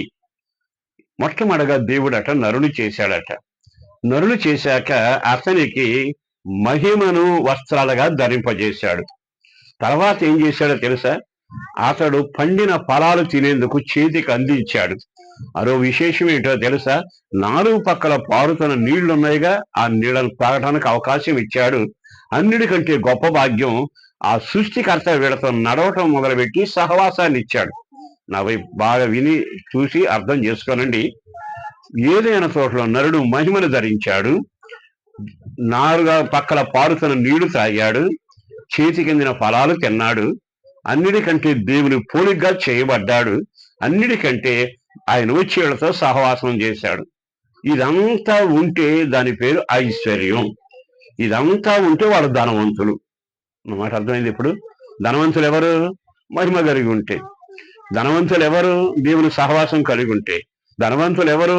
ఆయన పోలికగా మన రూపం చెడకుండా ఉంటే, ఆయన పోలికుంటే ధనవంతులు. పారే నీళ్లు తాగితే ధనవంతులు, అందిన ఫలాలు తింటే వండుకోకుండా ఉంటే అది ధనవంతులు. కానీ మనవాడు ఆదాము ఏం చేశాడో తెలుసా? అక్కడి నుంచి బయటికి నెట్టివేయబడ్డాడు. నెట్టివేయబడ్డాక మహిమ ఉందా? మాట్లాడరే. వాళ్ళే కచ్చడాలు చేసుకున్నారు, ఆకులు కప్పుకున్నారు, ఆగలేదుగా. నెమ్మదిగా దేవుడు బయటికి పంపించాడు. అక్కడ అందిన ఫలాలు ఉన్నాయి. పాపం బయటకు వచ్చాక ఇక అందిన ఫలాలు లేదు గనక దున్నుకుని పండించుకోవాల్సి వచ్చింది. అక్కడ పారే నీళ్లు ఉన్నాయి, బయటకు వచ్చాక బోరేయాల్సి వచ్చింది. అక్కడ ఉన్నంత కాలం చెమట పట్ల. బైబిల్లో ఏదైనా తోటలో ఉన్నంత కాలం చెమటే ఎరగరవాళ్ళు. కానీ తర్వాత ఏమైంది? చెమట పట్టింది. ఇప్పుడు నేను ఆధ్యాత్మికంగా చెప్పగలిగిన మాట ఏమిటంటే, మనిషి ఎప్పుడు దరిద్రుడయ్యాడు? వెండుంది, ఇప్పుడు బంగారం ఉంది. నాస్తికుడు కూడా ఆస్తులు ఉన్నాయి. నాస్తికుడు కూడా విమానాల మీద ప్రయాణం చేస్తున్నాడు, గొప్ప పదవుల్లో ఉంటున్నారు. అది ఐశ్వర్యం కాదు. బతకాలు గనక దేవుడు ఇచ్చాడు. మనం అడకపోయినా సూర్యచంద్రులు ఇచ్చాడు, తోటలను ఇచ్చాడు, జీవచరాలు ఇచ్చాడు, అన్ని కలుగ చేశాడు. నీకే కాదు, భక్తి లేనివాడికి కూడా ఇచ్చాడు. కానీ నిజమైన ఐశ్వర్యం ఏమిటో తెలుసా? ఏదైనా తోటలో ఉంచిన ఆ భాగ్యమే నిజమైన ఐశ్వర్యం. అది ఎప్పుడైతే పోయిందో దొనడం మొదలు పెట్టాడు. అన్నిటికంటే బాధాకరం చెమట పట్టడం. మహిమలో చెమట ఎక్కడా లేదుగా. ఎప్పుడైతే ఇలా అయిపోయాడో ఆకాశమందున్న దేవుడు తొంగి చూశాడు. అరే, నా పోలికగా చేయబడిన వాడు, వాళ్ళ నోట నా మాట ఉంచాను, కానీ ఇప్పుడు వాళ్ళు దరిద్రులు అయిపోయారుగా. మహిమ చూస్తే పోయింది, వాళ్ళ జీవితంలో చలదనం పోయింది, నాతో సహవాసం పోయింది. ఏ విధము చేతనైనా మరలా వీళ్ళను నేను ధనవంతులుగా చేయాలి అని 2000 సంవత్సరాల క్రితం యేసు అనే దేవుడి లోకానికి వచ్చాడు. ఆయన వచ్చి మన కొరకు రక్తం చిందించి సరిపోయి మృత్యుంజయుడు లేచాడు. ఆ యేసుని అంగీకరించిన వారంతా ఆయన దారిద్ర్యము వలన మనం ధనవంతులం కాబోతున్నాము. చేతులెత్తి హల్లెలూయా చెబుతాము. మనం రక్షించబడ్డ దేవుని బిడ్డలైనాక మరలా మహిమ దిగి రాబోతా ఉంది. మహిమను మనన కమ్మబోతా ఉంది అంటూ ఆయన చెప్పాడు కదా. దేవాలయంలో మహిమ కనపడుతుంది. 17 యోహాను సువార్తలో నా మహిమ వారికి ఇస్తున్నాను అంటున్నాడు, నా వాక్కులు వారికి ఇస్తానంటున్నాడు. అన్ని విషయాలు సమకూర్చాడుగా. మరి ఈ రోజున వీళ్ళనే మాట ఏమిటంటే, మీ జ్ఞానులమే, తెలివి ఉంది, డబ్బు ఉంది, ఆస్తి ఉంది, మీ ఒంటిల మీద ప్రయాణం చేసి వచ్చిన వాళ్ళం, కానీ ఈయన వలన మా దారిద్ర్యం తొలగిపోవాలి, ఈయన వలన మేము ధనవంతులుగా మారాలి, పరలోక కృప మమ్మల్ని ఆవరించాలి, ఆ మహిమ మాకు కావాలి, ఆయన పోలిక కావాలి, ఆయన సహవాసం కావాలి, ఆయనతో మేము బ్రతకాలి గనక ఇప్పుడు ఆ రాజు దగ్గరకే వచ్చాం. ఆయనని మేము పూజ చేస్తాము. ఆమేన్. గట్టిగా చెప్పండి ఆమేన్. ఈరోజు ఈ మాటలు విన్నాకైనా ఇంకా దరిద్రుడుగానే ఉంటావా? దరిద్రుడు అంటే వెండి బంగారాలు ఉండడం లేకపోవడం కాదు. సహవాసాన్ని కోల్పోయావే, మహిమను కోల్పోయావే, జీవజలాన్ని కోల్పోయావే, ఆయన సహవాసాన్ని, సాంగత్యాన్ని పోగొట్టుకున్నావుగా. దండం పెట్టి ఈ ఆరాధనకు వచ్చిన మీ అందరికీ నేను చెప్పగలిగిన మాట, భూ సంబంధమైన ఐశ్వర్యం అంతా ఉంది, కోటీశ్వరుడు, కానీ తినటానికి వాళ్ళకి వస్తా పట్టుకెళ్ళా మరికరావు. అంత తిని ఇక్కడ వదలాలి. ఎవడన్నా తీసుకెళ్ళినట్టు చూశారు మీరు? తీసుకెళ్ళటా కుదరదు. ఇది అక్కడకరాని చుట్టం, వెంట వచ్చి ఆస్తి కాదు ఇది. నా యేసును బట్టి బ్రతిమలాడుతున్నాను, ఆయన ద్వారా మనకు ఐశ్వర్యం కలుగునగాక. రక్షణ ఒక ఐశ్వర్యం, కృపే ఒక ఐశ్వర్యం, అభిషేకమే ఒక ఐశ్వర్యం, ఆయన కరికరమే ఒక ఐశ్వర్యం, ఆయన జీవం మనకివ్వడమే ఐశ్వర్యం. అది మీకు కలుగునగాక, అది యేసు ద్వారా కలుగునగాక. ఇంకొక మాట చెప్పి నేను ఆపేస్తాను. అదేమిటో తెలుసా? ఓ రోజు ఆయన అన్నాడు, నేను నా గొర్రెలను ఎరుగుతాను, వాటిని పేరు పెట్టి పిలుస్తాను, అవి నన్ను వెంబడిస్తాయి, వాటికి నేను జీవాన్ని ఇవ్వబోతున్నాను. బైబిల్లో యోహాను సువార్తలో రాయబడిన 10వ అధ్యాయంలో రాయబడిన మాట ఏమిటో తెలుసా? నా గొర్రెలకు నేను జీవం ఇచ్చుటకు వచ్చాను, ఆ జీవం ఎలా ఇస్తానంట? సమృద్ధిగా ఇస్తాను. ఇప్పుడు వీళ్ళు వచ్చానే మాట ఏమిటంటే, ఆయన మాకు రాజుగా కావాలి. ఎందుకో తెలుసా? ఆయన జీవాధిపతి, ఆయన జీవాధిపతి, ఆయన జీవం మాలోనికి సమృద్ధిగా కలగాలి. నిజంగా గొర్రెలైతే ఆయన అంటున్నాడు, నా గొర్రెలు నా స్వరాన్ని వింటాయి, నా గొర్రెలకు నేను జీవం ఇస్తాను. నా వైపు చూడండి ఒకసారి. మీరు గొర్రెలు మేకలు చూసుంటారు కదా, మామూలుగా పెరిగిందే కదా. గొర్రెలకి కాపరి ముందుంటాడా వెనకుంటాడా? ఏంటి చూస్తున్నారు? గొర్రెలకి కాపరి ముందుంటాడా వెనకుంటాడండి? కర్ర ఒకటి బుధాలు పెట్టుకుంటాడు, వెళ్ళిపోతానే ఉంటాడు. గొర్రెలన్నీ వెనకెడతాయా? ఒక్కసారి చాలచ్చి ఆ వెంబడించి ఆసామిని చూస్తాయి, ఏం మాట్లాడు, వెళ్ళిపోతానే ఉంటాయి. ఆ ముందేముందో దీనికి అనవసరం, నా కాపరి వెళ్తున్నాడుగా, గోతులో పడ్డా నూతులో పడ్డా ఆయన చూసుకుంటాడు. మేకల దగ్గరికి వెళ్ళండి, కాపరి ముందు ఉండడు, ఎక్కడుంటాడు? ఈ మేకలకు పెద్ద అలవాటు ఏమిటి తెలుసా? ఎన్నట్టే ఉంటాయి, టక్కన ఆ గోడ మీదకి ఆ 2 ఆకులు తింటాయి, ఈ పక్కెళ్ళి ఈ గోడ మీదకి వెళ్ళి 2 ఆకులు తింటాయి. అంటే దీనికి కుదురు తక్కువ, ఆవేశం ఎక్కువ. ఇంకా మేకల గురించి చెప్పాలి అంటే కనబడని చెత్తల్లా తింటానే ఉంటాయి, వెనకుండి తోలుకుంటూ చావాలి. కానీ ఇప్పుడు నిన్ను గొర్రె అన్నాడా లేకపోతే మేక అన్నాడా? నా గొర్రెలు యేసు రక్తం ద్వారా కడగబడి ఆయన అప్పగించమని నడవగలిగిన గొర్రెల చేత మందిరం నింపబడును గాక. ఆ గొర్రె నీవయుందువే గాక. నీ పేరు ఆయనకు తెలుసు. ఆయన ఏమంటున్నాడు తెలుసా? నా గొర్రెలను నేను పేరు పెట్టి పిలుస్తా. ఇంతకన్నా గొప్ప భాగ్యం ఏముందండి? కొన్నిసార్లు కొంతమంది పేర్లు మనకు గుర్తుంటాయి, కానీ ఇన్ని కోట్ల మందిని సృష్టించాడే ఆయన ఎంతో సమర్థుడండి. నీ పేరు ఎరిగిన వాడు. నువ్వు అనుకోవచ్చు నన్ను కూడా గుర్తు పెట్టుకుంటాడు. రాళ్ళు వెంట్రుకల్ని లెక్క పెట్టేవాడు ఆయన. ఒక్క క్షణం ఆగి ఆలకిస్తే నన్ను ఇంతగా గుర్తు పెట్టుకొని ఇంతగా నాకు జీవాన్ని ఇచ్చి ఆయన నా ముందు నడిచి నా పేరుతో నన్ను పిలవగలిగిన వాడు ఉన్నాడే, ఆ యూదుల రాజుని మేము పూజించడానికి వచ్చాము. ఆ యూదుల రాజుని ఆరాధించడానికి వచ్చాం. ఒక్క క్షణం ఎంత వైభవం అండి. యేసు పుట్టాడు హల్లెలూయా ఆమేన్ వెళ్ళిపోవడానికి కాదుగా. జీవాన్ని పొందావా? మహిమ చేత కప్పబడ్డావా? దేవుని సన్నిధిలో దైవ సంబంధంగా నీ యొక్క మార్గాలన్నీ సమాధాన మార్గంలో మళ్లించబడి బండ మీద నీ పాదాలు స్థిరపరచబడ్డాయా? పరమ దరిద్రుడిగా జీవితాన్ని నాశనం చేసుకున్న నీవు మరలా ధనవంతుడయ్యే భాగ్యం యేసు ద్వారా సాధ్యం అయితే ఒక్క క్షణం ఆ కృప పొందగలిగావా? ఒక సేవకుడిగా దండం పెట్టి ప్రభు మాటలు ముగించే ముందు మీకు చెప్పగలిగిన మాట, మీరెవరై ఉండాలి అంటే అక్కడ నడుస్తున్నారు జ్ఞానులు. ఆ జ్ఞానం కలిగిన వాళ్ళని అడిగితే అంటారు, మేము లోకంలో జ్ఞానులు, మాకు జ్ఞానం ఉంది, పరిశోధనా శక్తి ఉంది, ఆస్తులు ఉన్నాయి, కానీ మాకు అవసరమైంది ఏమిటంటే ఈ రాజు మాకు కావాలి, ఈ ప్రభు మమ్మల్ని ఏలాలి, ఆయనకే మా జీవితం అంకితం, ఆయనకే మేము సమర్పించుకుంటాం, ఆయననే ఆరాధన చేస్తాం, మా పెట్టెలు విప్పుతాం, ఆయన ముందే పెడతాం. బంగారమైన వెండైనా మనం అయితే మన జీవితంలో ఇవాళ వెండి బంగారం తీసుకురామని ఎక్కడా లేదు, తీసుకురావటం లేదు కూడా. రమ్మని చెప్పిన తేరు మీరు నాకు తెలిసినంత వరకు. కానీ ఎవరో తెలుసా? మన జీవితమే ఆయన కానుక అయిపోవాలి. మన బ్రతికే ఆయన కొరకు బ్రతకాలి. పౌలు ఏమన్నాడు తెలుసా? జీవించువాడు ఇక మీదట తమ కొరకు గాక దేవుని కొరకు జీవించేవాడు కావాలి. ఒక సేవకుడిగా చెబుతున్నా, మీ జీవితం రాజుగా ఆయన పోల్చుని చెప్పబడిన ఆ బంగారం ఎలా ప్రభువుకు అప్పగించబడిందో నీ జీవితం ఆయన కానుక పెట్టిలో కానుకైపోవునుగాక. నీ జీవితమే సమర్పించుకొందురేగాక. నీ జీవితం ఆయన చేతిలో పెట్టుకొందురేగాక. ఇక మీదట పరలోకం నుంచి వచ్చిన ప్రణాళిక అంతా నెరవేర్చబడబోతుంది. ఈ వార్త మీకు శుభవార్త. మరి ఈ రోజైనా ఈ మాటలు విన్నాకైనా ఒక్క క్షణం ఆగి ఆలకించి, నాకు జీవం లేకపోతే, నా పేరును ఆయన పేరు పెట్టి పిలవకపోతే, గొర్రెలుగా నా ముందు ఆయన నడవకపోతే, నా జీవితంలో నా మార్గాలు ఇంకా పాతాళంలో ఉంటే, సమాధాన మార్గమైన బండలో నా పాదాలు నడిపించబడకపోతే, నేను ఇంకా దరిద్రుడిగా ఉంటే, ఇంత నాకు ఏదే ప్రభు నాకు లేకపోతే, సాతాను నిన్ను ఏలుతూనే ఉంటాడు. అందరికి జరిగింది నీకు జరుగుతుంది. అన్ని అనుభవాలు నువ్వు కలిగే ఉంటావు, కానీ నష్టపోతావుగా. దుర్జనాలు రాక మునిపే, వేదన ఊరేగక మునిపే, నీ జీవితంలో అయ్యో నీ శబ్దం వినబడక మునిపే నా కాపరి చేతిలో గొర్రెల్లాగా మారుదురు గాక. నీ పాదాలు బండ మీద స్థిరపరచబడిన గాక. యేసు రక్తం ద్వారా కడగబడి కృప మహదైశ్వర్యాన్ని అభిషేకాన్ని అనే ఆస్తిని మీరు సంపాదించుకుని ధనవంతుల ఉదరగాక.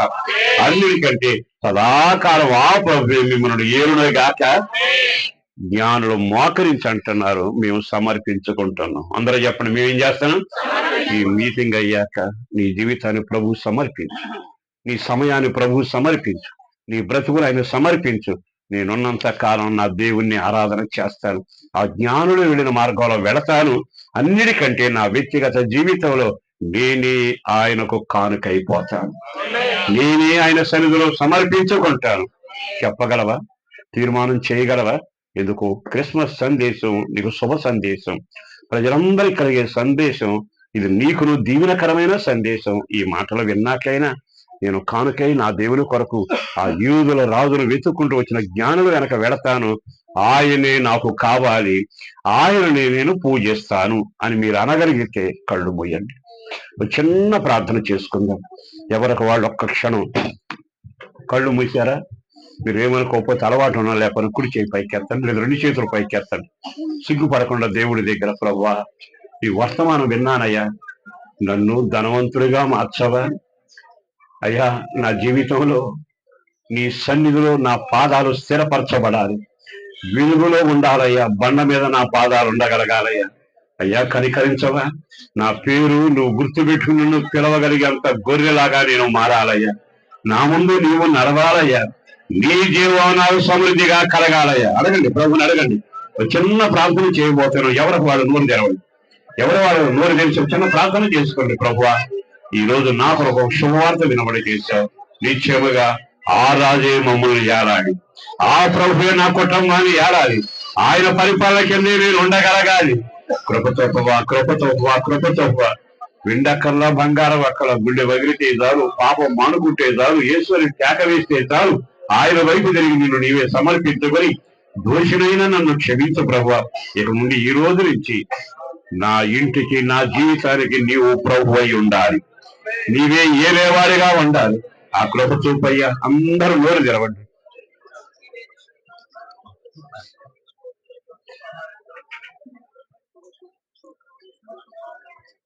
పరిశుద్ధుడును ప్రేమమడిన ప్రభు వందనాలయ. అపారమైన నీ ప్రేమ కొరకు ధన్యవాదాలు. ఈ శుభవేళ నీ మాటలు వినడానికి అవకాశం కలిగించారు, అందుకు వందనాలు.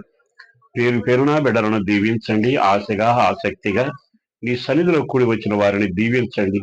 పిల్లలను పెద్దలను ప్రతి వారిని కుటుంబాలుగా దీవించబడాలి. మా రాజు నీవుగా ఉండాలని, నీ ప్రభుత్వం కిందే బ్రతకాలని వీళ్ళంతా కోరుకుని చేతుల పైకెత్తి నిన్ను ఆరాధిస్తుండగా, నిన్ను గణపరుస్తుండగా, నీ నామాన్ని గొప్ప చేస్తుండగా కృప కలుగునగాక, దీవెన చేత నింపబడుదురుగాక, కృప మహదైశ్వర్యాన్ని అనుభవించుదురుగాక, అభిషేకాన్ని మెండుగా పొందురుగాక. ఈ యొక్క రాకడ కొరకు సిద్ధపరచండి. వాళ్ళ మీద నీ కనుదృష్టి నిలపండి. వాళ్ళ శరీర అవసరాలన్నీ తీర్చబడాలి. దైవజనుని బట్టి, సంఘాన్ని బట్టి, కాపరిగా తన బాధ్యతలు నిర్వహిస్తుండగా ఆ సహోదరుని బట్టి ఈ సంఘం అంతకంతకు విస్తరించబడాలి. సరిహద్దులు విశాలపరచబడినగాక. చక్కని ఆలయాన్ని నీవు అనుగ్రహిస్తున్నందుకు స్తోత్రాలయ్యా. మహిమ కలిగిన కార్యాలు చేయబోతున్నారు. నాతో ఉన్న నా తోటి సేవకులను బట్టి వందనాలు చెల్లిస్తూ మరి భవిష్యత్తు దీవెనకరంగా ఉండాలి. అగ్నిలాగా సేవకులు మండాలయ్యా. అభిషేకం కలిగిన వాళ్ళగా వర్ధిల్లగలగాలయ్యా. పేరు పేరున నీ బిడ్డలను దీవించండి, ఆశీర్వదించండి. ఇందులో పాల్గొంది ప్రార్థనలో ఏకీవించి సహకరించి ప్రయాసపడిన ప్రతి వారికి ఆ దీవెన కలగాలి. ఈ రాకడ కొరకు ఆయత్తపరచండి. మా మధ్యలో ఉంచిన ప్రేమను బట్టి స్తుతిస్తూ నీ నామాన్ని గొప్ప చేస్తూ నీ బిడ్డలకు దీవెన కలగాలని నీవు ప్రభువుగా కుటుంబాలను ఏరుతూ నడిపించి మేలు చేసి నిత్యమైన జీవానికి సిద్ధం చేయండి. వాళ్ళ జీవితాల అద్భుతం జరిగిస్తున్నందుకు వందనాలు. యేసు శక్తి కలిగిన నామాన్న ప్రార్థించి విన్నవించి వేడుతూ ఉన్నాము తండ్రి. ఆమేన్, ఆమేన్. అందరికీ వందనాలు. ఉంటారా? ఒకసారి కళ్ళు మూయండి. తండ్రి అయిన దేవుని యొక్క ప్రేమ, కుమారుడైన యేసుక్రీస్తు మహాకనికరం, పరిశుద్ధాత్మదేవుని అన్యోన్య సహవాసం నిలిచిన వారికిని, వాక్యానికి కట్టుబడ్డ వారికిని, సకల పరిశుద్ధులకును సేవకులకును ఆయన కృప సదాకాలం సమృద్ధిగా తోడయ్యుండును గాక. ఆమేన్, ఆమేన్. హల్లెలూయా. మీ అందరికీ చాలా ఓపికగా ఉన్న మీ అందరికీ మరొకసారి వందనాలు. నన్ను ఆహరించిన దైవజనులకు కూడా హృదయపూర్వక వందనాలు తెలియజేస్తూ నా తోటి సేవకులు కూడా నేను అభినందిస్తూ మనసారా దీవిస్తున్నాను. కృప కలుగునగాక.